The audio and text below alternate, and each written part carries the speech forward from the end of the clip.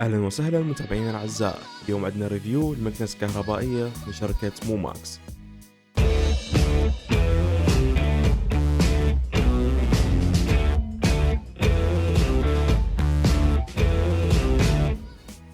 ميني كلانس مكنسة ذكية من شركة موماكس، تأتي مع أدابتر لتوصيل قاعدة الشحن بالكهرباء، ويحتوي الصندوق على فرش قابلة للتغيير، ويمكن التحكم فيها عن طريق التطبيق الخاص بها، ومناسبة لجميع أنواع الأرضيات.